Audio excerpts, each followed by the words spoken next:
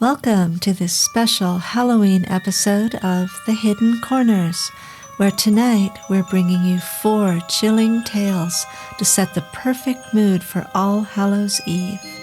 Dim the lights, settle in, and prepare yourself for a journey into the unknown where things are not always what they seem. Tonight we have a special guest, Rachel Merun, that will be reading one of her own stories and a story by my grandson, Chase Joslin. So grab your blanket, maybe a hot drink, and brace yourself for a night of eerie tales and ghostly encounters. This is The Hidden Corners Halloween edition. The Shadow People by Rachel Merun. Who am I wondered as I crawled around the dark recesses of my mind.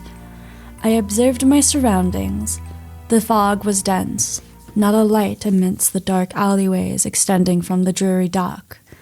The buildings are old and made of decaying bricks and cobblestone. Where am I wondered as I walked down an old cobblestone path. I had a strange gut feeling that I am not from this era. I looked up and down the road for anyone, but found myself all alone amongst the eerie fog that faltered my perception.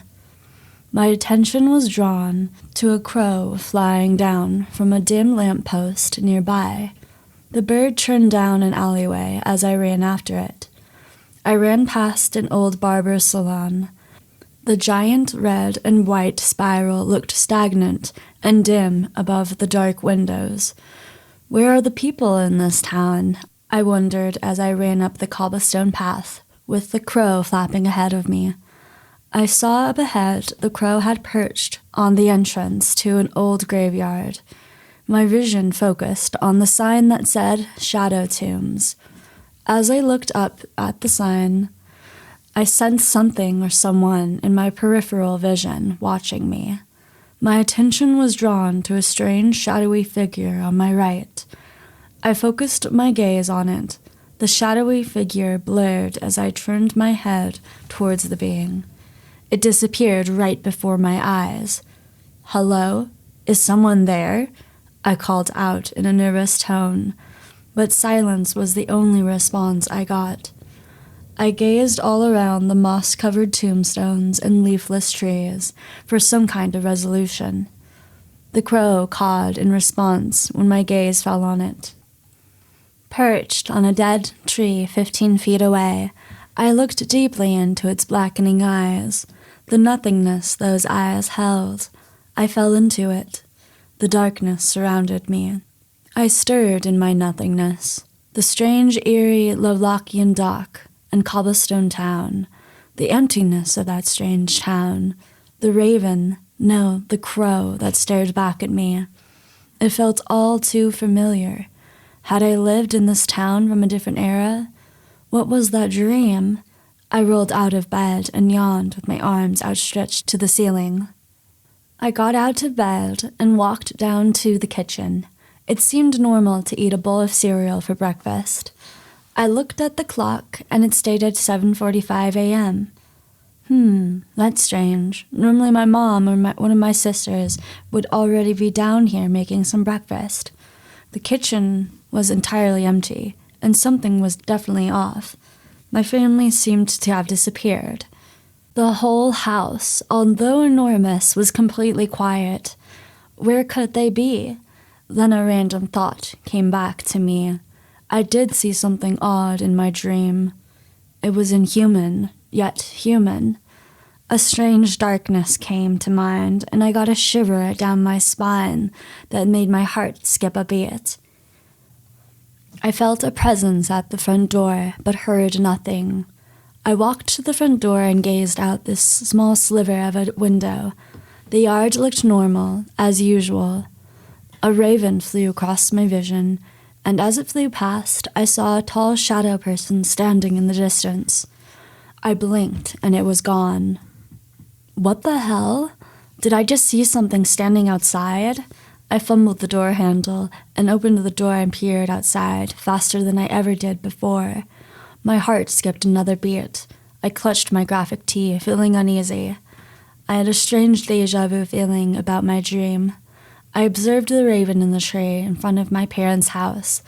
There were normally at least 3 ravens at their silly little play in the bushes below where they found food, although today there was only one raven atop one of those barren branches. The fog had rolled in, and I could barely see the bird gazing back at me. Man, it sure is foggy this morning. I don't even see the sunlight, I thought to myself. It seemed strangely dark, and the fog had a strange, musty smell to it. The raven cawed twice and flew to a tree nearby.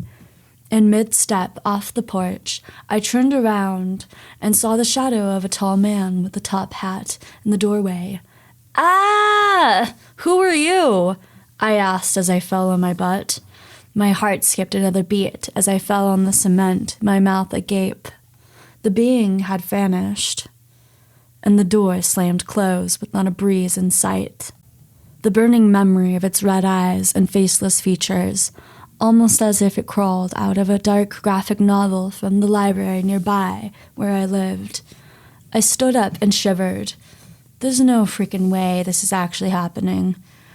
I walked over to the steps to the door and turned the door handle. I laid on the couch inside the living room, pulling the blanket over my head. This is all in my head.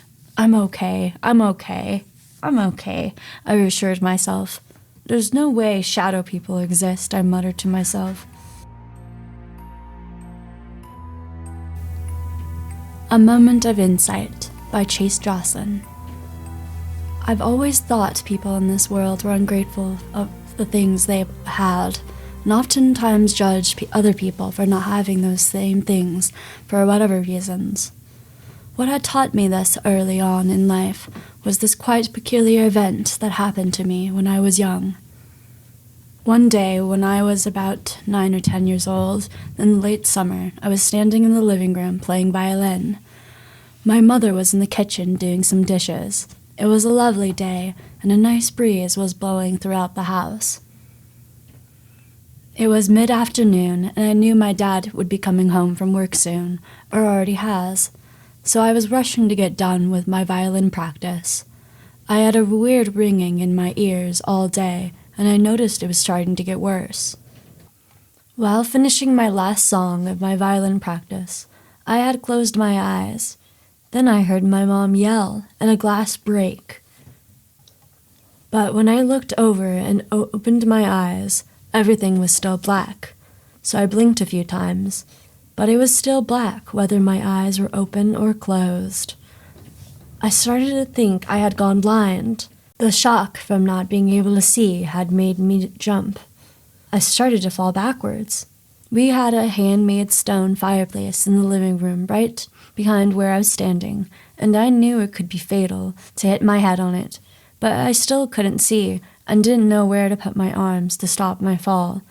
And I started to scream, "Help me!"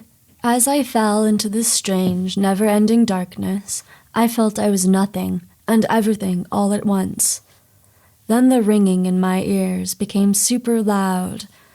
Then it all stopped, and my vision and hearing slowly started to come back to me.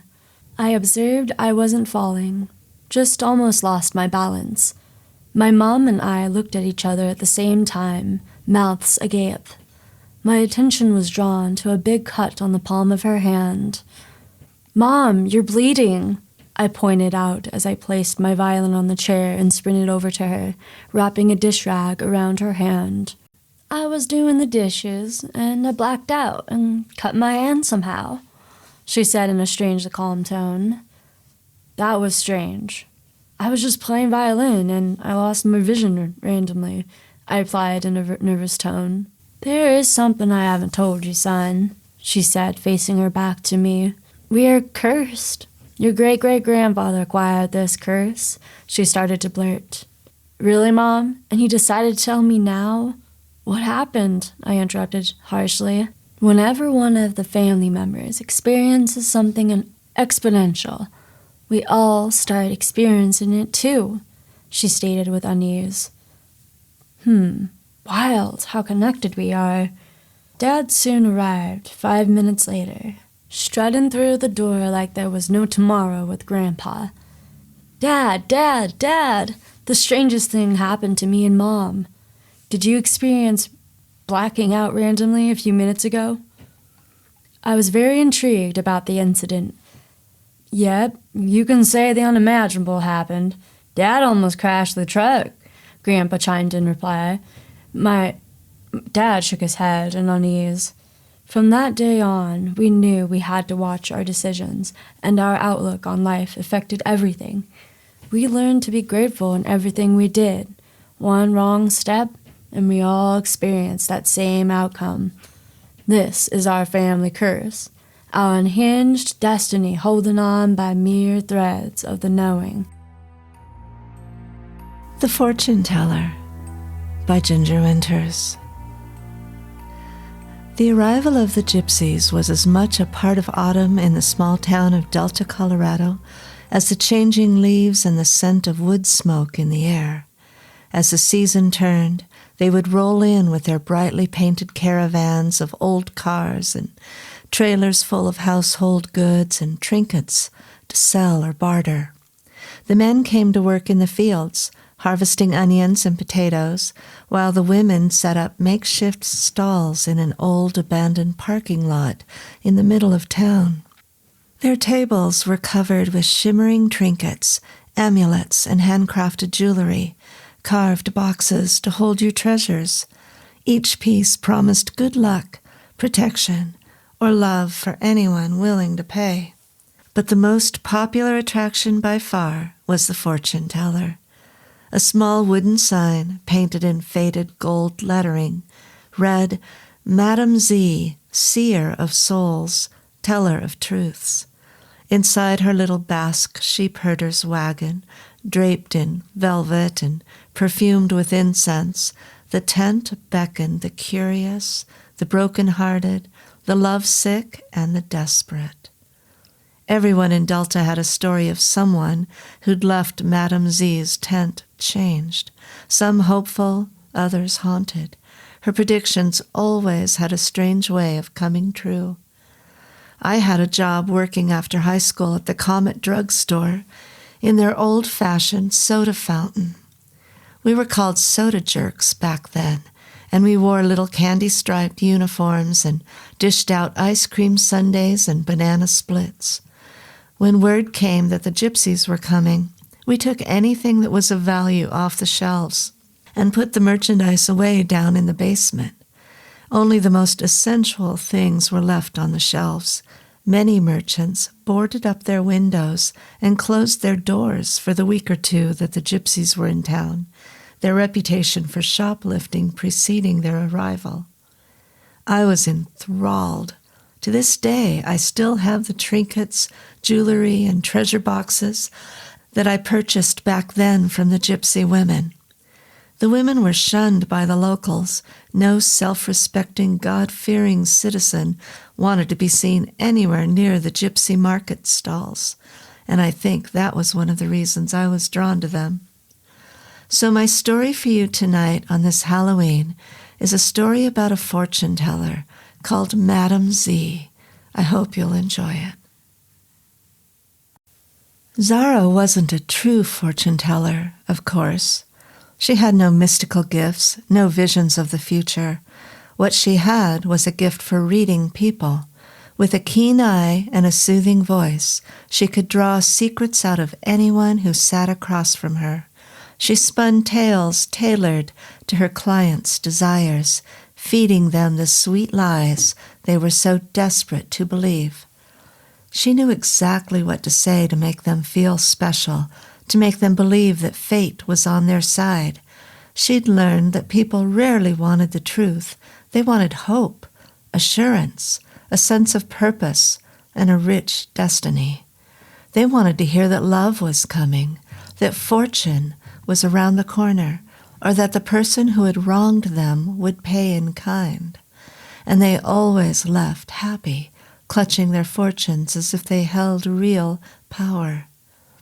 She earned a good living from her tarot card readings, a little extra on the side when she performed palm readings or seances. She had grown up in this world, traveling from county to county, farm to farm, since she was a young girl. They were nomads, traveling gypsies, following the crops and working in the fields. Strawberries in the spring, onions and potatoes in the fall. Zara was 8 years old when she began telling fortunes, and now, at 50, she had honed her craft into a near art form. Her fingers, once small and hesitant, now glided over the cards with practiced ease, pulling the future from a carefully shuffled deck. She was a spinner of tales that gave people hope, reassurance, and sometimes just enough fear to keep them coming back. She had learned how to read her customers' faces, their body language, and the subtle shifts of energy that hinted at her clients' deepest desires or hidden fears. Over the years, she had developed a following. Young girls looked forward to her coming, eager to learn what riches their future husbands would bring or how many children they would have. Housewives consulted her before every major decision. Farmers asked her to predict how their crops would flourish. Marriages and divorces were sealed by her words, and business deals were struck or abandoned based on her readings. People swore by her predictions as if she held a divine key to their lives, and she never disappointed. She knew just what to say to soothe an anxious heart, to ignite a glimmer of hope, or to subtly warn someone to tread carefully. From town to town, her predictions were gospel.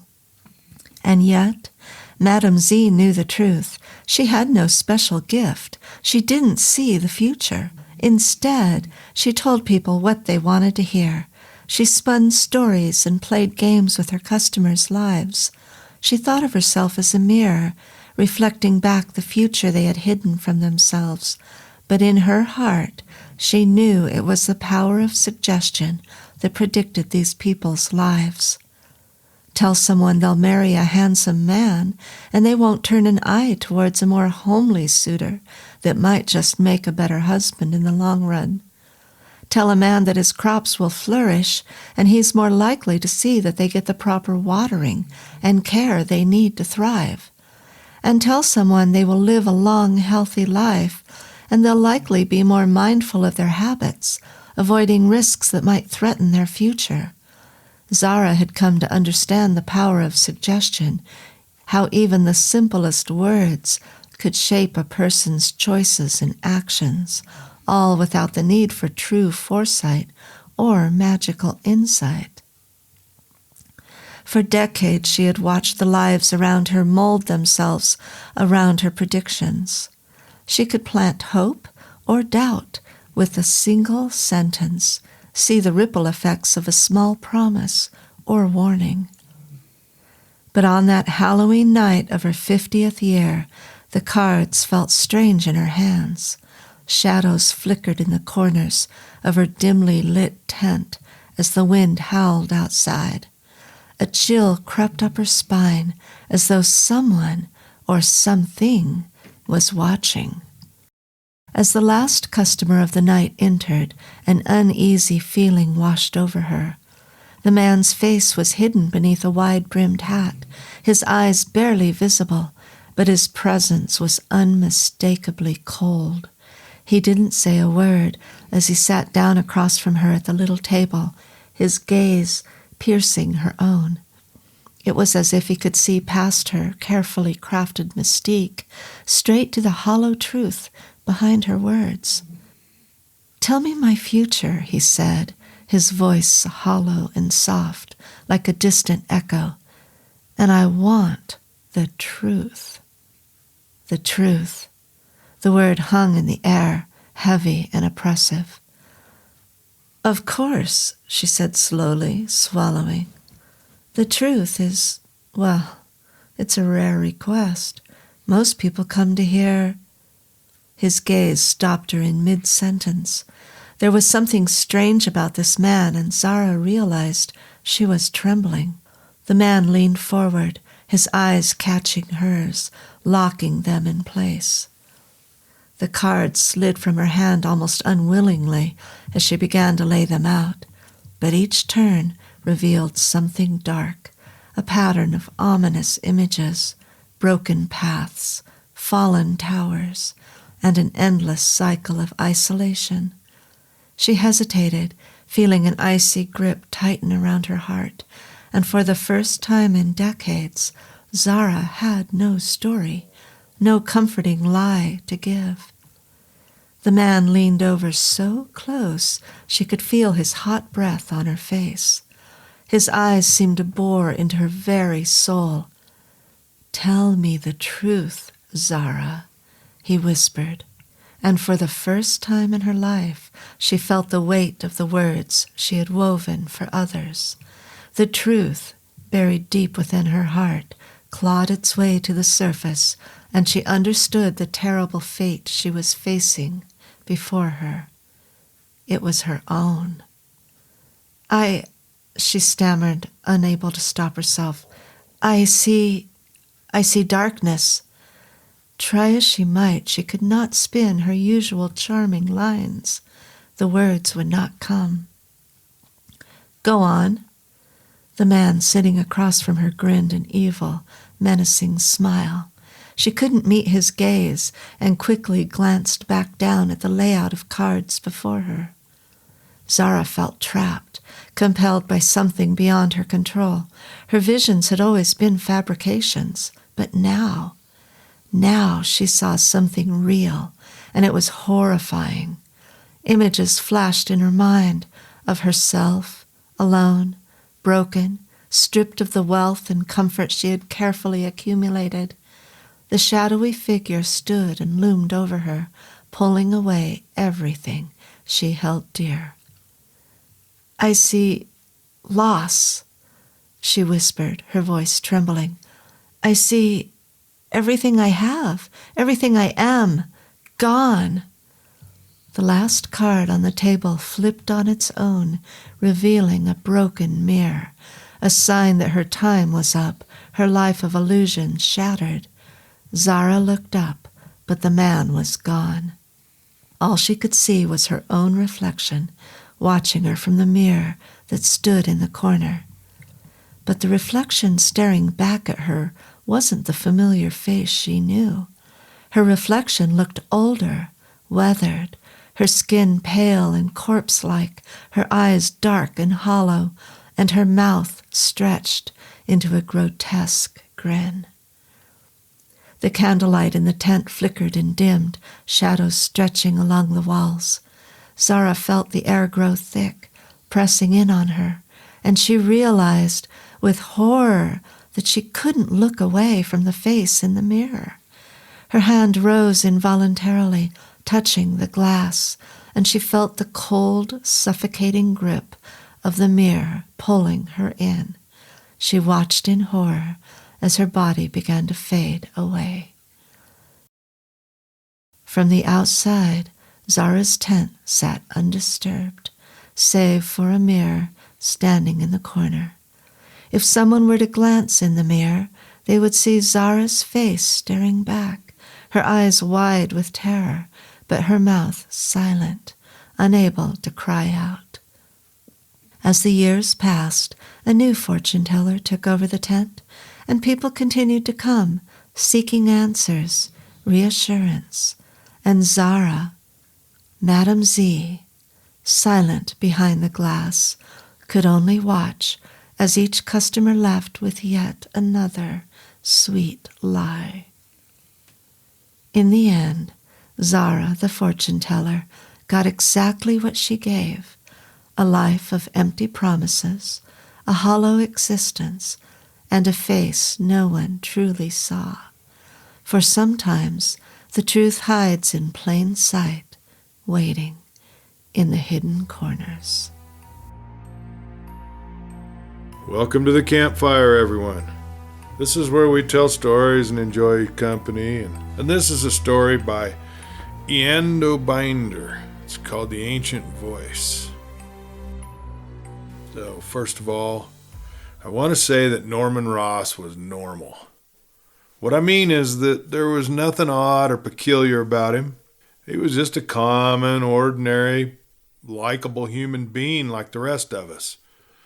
I say this now so that at the end of the story you won't have any illusions about him. Sometimes I wonder if I shouldn't escape all this. These tossing nights of sleeplessness, that awakening in a cold sweat of horror, the tortured thoughts that rack my brain continuously. It would be so easy. A quiet, dark night, the rippling water, one splash and it'd be done. Perhaps I'll be driven to it. I feel that way sometimes. But I'll tell you this story as best as I can. Norman Ross and I were operators for the International Radio News Service. Thrown together by chance. We had become good friends in the 2 years before this happened. We'd always been on the day shift and handled calls from Europe. We liked the work, we got good pay, and we often went out together for a little recreation. That is why I can tell you that Norman Ross was normal. 2 years of friendship means a lot. Well, one day just after working hours, Hagstrom, our boss, called us into the office, both of us together. "Boys," he said, "I need 2 operators for Central Asia calls in the night shift. Now, I've always had my eye on you 2, and I'm going to offer the positions to you 2 first. There's a little more responsibility and difficulty, but the pay is higher. Then it's night work. Do you want it? Think it over. Tell me tomorrow. It's nothing compulsory." Well, we thought it over that evening, over glasses of beer, and decided to take it for a change. Hegstrom, he was pleased. So we took up the night work. A veteran call operator broke us in the first night, and we just went out on our own. We found the work mighty interesting. Many of the calls came in broken English. You know, the English that a foreigner speaks that he learned from a book. I handled Persia and a couple of little countries with funny names. My friend Ross took the calls that came in from China. It was a little odd at first getting used to being alone. When we had the day shift, we were only 2 out of 15 operators taking calls from Europe. And in the night shift, the big room was empty, except for us 2. The sound of our typewriters was always extra loud in the silence. But we got used to it, and inside 3 weeks didn't mind the loneliness one bit. It was just a month after our transfer that it all happened. Ross, he was sitting as usual with one leg off the floor, the heel of his shoe on a big throw switch on the control panel. It was a dead switch, though, that had never been taken off the panel. The particular night that this whole story centers about, now my hand is trembling. I hate to go on, but I'm gonna. It will explain things to others. Anyway, Ross was embedded as per custom with that right leg of his in the air. During ordinary calls, he would slowly swing his toes back and forth as his heel rested on the dead switch. Once in a while, it would stop, and then I would know that something a little exciting was coming to him. War news from the north, or perhaps a bandit raid in the stormy western part of China. His typewriter, too, would clack a little sharper as he bore down harder on the keys. It was along about 3 a.m. that we had a breathing spell after we both had short calls. We both kept our eye on the clock so that we wouldn't be late for a call. Hagstrom would get mighty fussy over complaints from the Central Wave Traffic Office that operators at our station took calls late. Gosh, even a few seconds late. So about a half a minute before his next call was due, Ross turned from me with a sigh, that is, turned his neck back, and stretched a lazy hand to the dial to get ready for the carrier wave. My next call wasn't due for another 2 minutes, so I watched my friend without really any particular purpose in mind. He reached a slow hand to his head and adjusted the phones on his ears just a bit. Then both of his hands dropped into position above the typewriter, and I heard him say tonelessly, "Call, XXW2, call." and then his voice clipped off like a voice in a broadcast clips off when the tube blows out. Watching him, I saw first that toe of his stop swinging. Something important, I thought to myself. But then I began to sit up tense. In the first place, Ross hadn't touched the keys. In the second place, he leaned forward in his chair and dropped his leg to the floor. Now that's going to sound silly that I mentioned his leg dropping to the floor, but to anybody that knew Ross as well as I did, that is something. I've never seen it happen before. I sat up stiff as a board. He had just reached up his two hands to the phones and was pressing them closer to his ears like the message was faint. Now I knew something big was up, and I jumped up from my chair. "What's got into you, Norm?" I said, getting in front of him. But he didn't seem to hear me or even know I was there. He only pressed the earphones tighter. And when I looked at his face, I was shocked. Only once before had I ever seen that rapt expression. When he got that call from London 2 years before, at the end of that 3-month war, telling how the whole city had been gassed and bombed, leaving not one soul alive. I looked at the clock. It was a minute past the time for his regular call. I shook his shoulder. "Listen here, Norm," I yelled. "You got to get that call or—" "Listen to this, Bob," he cut in, handing me the phones. I put them on my ears. All I heard was a faint voice. I pressed the phones close, just as Ross had done. Then I distinguished it. In strangely muffled tones, the voice came in, full of sharp hissing sounds and hard consonants. I could hardly understand a word.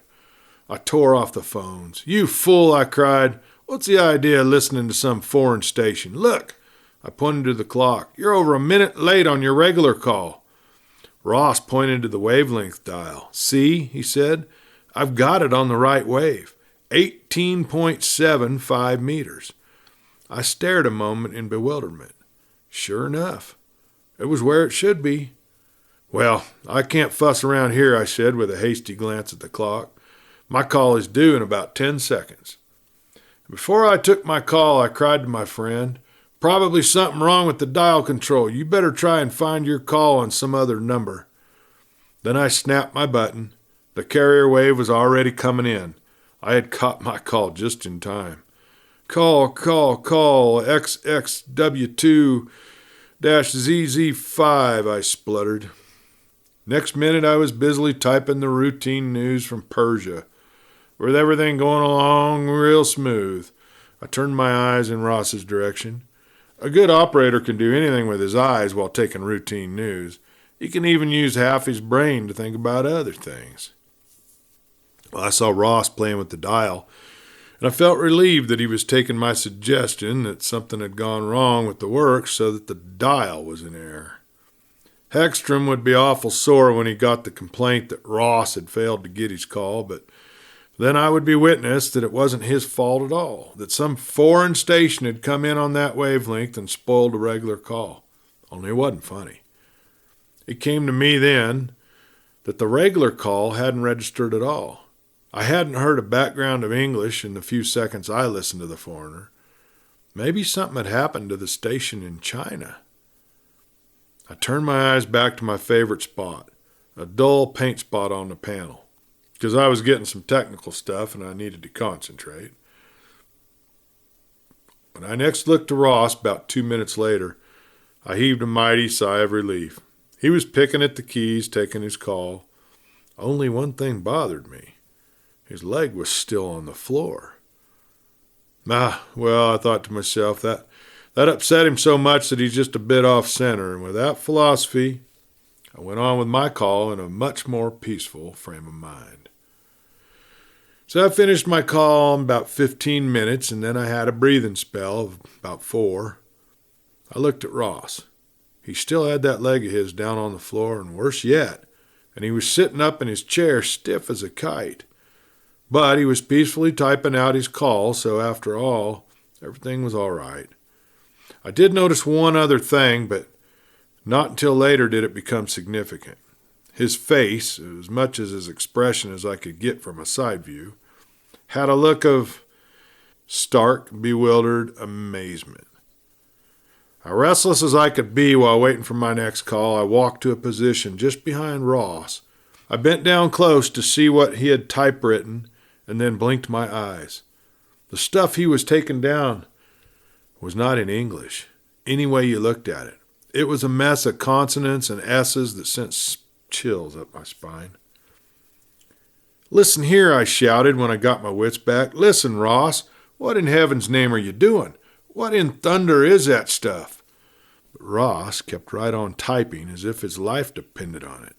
Only in one way did he show that he had heard me. He tossed his head sharply once in an unmistakable gesture for me to let him alone. From this point on, my blood pressure rose and my heart pounded. I automatically looked at the clock and saw that my next call was due. I calmed down somewhat as I pecked down the routine news, but I felt a growing fear in my heart as time and again I looked over to my friend and see him typing like a robot, his foot on the floor, elbows in the air. Then my friend, the only real pal, was going crazy. How that thought tortured me. I knew perfectly well he didn't know any other language than English. So why in the wide world should he be clacking down something he didn't understand? It was just 3:30 that suddenly Ross ripped the headphones off and dropped them to the floor. He stood a moment looking at the paper in his hand and noticed that his skin was deadly white. I couldn't stand it anymore. I jerked off my own headphones and ran to him. Call or no call, I couldn't stand by while my pal was in danger of losing his mind or something else as bad. Norm, I cried out, "For God's sake, tell me what it is." "What?" But I didn't finish. With an explosion of curses, Ross crumpled the paper in his hand and began to walk up and down the room. He was so unconscious of everything else that he bumped squarely into me, reeled a moment, and then went on racing up and down feverishly. That's when I tried to stop him. I grabbed his arm and jerked it, but Ross is a much bigger and stronger feller than I am, and he went on without noticing me. He didn't shake me off, you understand, but just tore on as though he hadn't even felt my hand. I didn't say anything because I'd lost my voice looking at the terrible picture of his face twisted in some agony of his mind. And then he began to speak, throwing his hands about hopelessly and swinging his head like a maniac. "Great God in heaven," he cried in a voice that I hope never to hear again in reality, although I hear it every night in my tortured dreams. "It can't be. It's impossible. I'm going mad. I am mad. What did I ever do to deserve this? And how can it be? How can it be?" For a while he just repeated these things until I wanted to scream out in frenzy, but I didn't do a thing. I could see he was beyond my reach, beyond anybody's reach. And then his voice changed. It became low, full of intense energy, ominously quiet. He said the weather had become frigidly cold, that it would not be long, that soon the ice would cover the whole planet. Then he stopped a moment. His eyes burned maniacally. "But I know something about geology. That was over 50,000 years ago. Do you hear me?" He wasn't talking to me. He was talking to himself. His voice became low and intense again so that my blood turned to water. He said that the land was being flooded with creatures, maddened men and frenzied animals. They were retreating before the ice. Retreating before the ice. The ice. But good God, I tell you, that was 50,000 years ago. Then his voice became high-pitched and sobbing. "Oh, dear Mary and our one God, release me from this mad dream. Save me from the destruction that will overwhelm me. How can it be? It's impossible. How can it be?" He repeated that dozens of times while he rumpled his hair and ground his teeth. I mustered up courage and grabbed him by the shoulders. Next moment I was spinning backwards and hit the wall with a thump. I fell down and stayed there, looking up at Ross with an expression that I sometimes wonder could be. I know my eyes became salty with tears of mental agony. Maybe it was blood that I sweated out that night. Then I heard him again, head to one side, staggering like a drunken man. He said to his friend that this would probably be his last broadcast as the heat coils were running out. "Goodbye," he said. "Goodbye, my friend. Civilization is doomed. The ice will cover all. paused as if expecting an answer, but I knew, my chilled brain told me, he wasn't talking to me. He didn't even know I was there. He was still arguing with himself. Then he fell into a senseless jargon that I knew meant the coming of the end of his mind's fortitude. It would collapse soon. And then came his voice to me, a blood-curdling knife of a voice, and then, how can you explain that I understood that voice? Tell me that. I never heard that language before. It was just a jumble at first, and then, in a flash, I understood it. His voice became a wild shriek, a voice that a ghost might have. Ah, Savior God, how can it be? How can it be? And that was all. I sprang to my feet and ran to him. The light of madness had died out of his eyes. He had seen me, and he had recognized me. His shoulders drooped as if he carried the weight of a world on them. "Okay, Bob," he said weakly. "I'm over it now." "Darn right you are," I said more calmly, realizing I must show a braver front than I had. "And what's more, we're going to get out of here." I took him to the door of his uncle's house, and I left him right there, satisfied that the crisis was over. Then I went back to the station and finished up my calls. How I had the courage and the fortitude to do it, I don't know. Before the day shift came in, before I did a lot of explaining how Ross had been suddenly taken sick in the stomach, had to go home, I picked up a crumpled piece of paper from the floor, tore it into little bits, and threw that confetti in a waste paper basket. I got the news when I went to my room. Norman Ross had committed suicide at 7 o'clock in the morning. That was an hour after I left him at his door. I told Hegstrom plain out that I wouldn't work that night shift anymore for love or money. He said he'd have me transferred, but would I stay one more night until he got a new man? And like a fool, I agreed. It was 3 a.m. that next night when I turned the dial to where the China station should come in. I sat petrified for 5 seconds while I listened to a muffled voice that spoke in hisses and sharp consonants. Then I tore the earphones off my head, smashed them against the panel with all my strength, and dashed out of the room. Then I was out in the cool air, panting like I'd been running for hours. So it is that I wonder if I shouldn't escape it all, tossing nights, cold sweats of stark terror, a tortured, fevered brain. It'd be so easy. A dark night, real dark, so no one would see me and try to stop me.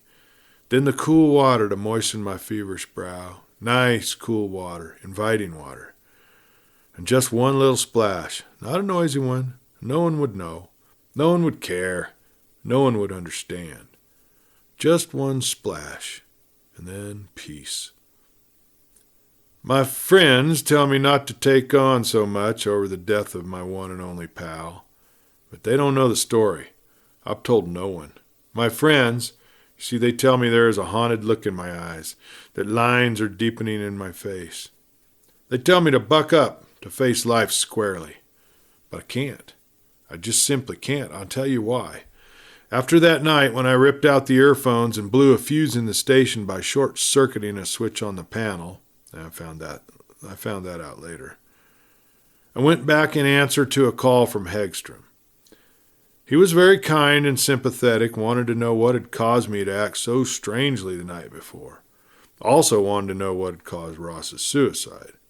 Hegstrom's sharp. He saw the connection. But I clamped my jaws together and refused to say anything. Then Hegstrom asked if the thing he held in his right hand had anything to do with Ross. I took the paper. Then I think I gasped or screamed or something. It was a paper filled with some of that balderdash that Ross had written that night. He must have filled 2 sheets, and I only destroyed 1. I left Hegstrom as mystified as ever, but I had that paper in my pocket. I had a plan to save my sanity. I took the paper to a professor at a college, a professor famous as a language specialist, ancient and modern. I gave him the paper and $100. He afterwards returned the money, and asked him to find out from what country or place it came from.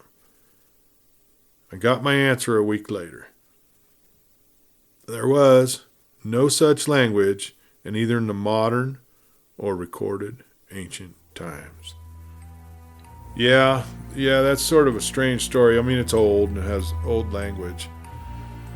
A little hard to understand, but I think you get the gist of it.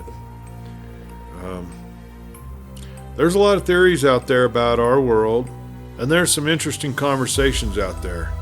You can find them on the internet. You can find them in your colleges.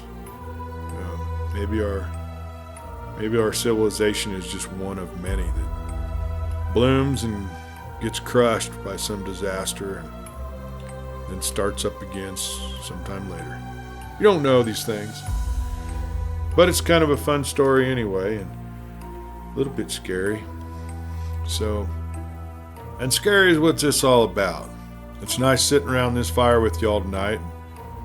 Be careful when you drive home. There are little kids out there looking for candy. So, happy Halloween to all, and see you next time. This is Clay Still. Thanks for tuning in to this week's Halloween episode of The Hidden Corners. We hope our tales have put you in the Halloween spirit. But now we want to hear your stories. Have you ever encountered something strange, scary, or downright unexplainable? Maybe a ghostly encounter, a shadow in the night, or a brush with the supernatural? Send in your stories, and we just might share them in an upcoming episode. Email us at thehiddencorners.story@gmail.com. Until next time, stay curious, stay brave, and keep an eye on the shadows in the hidden corners of your mind. Happy Halloween!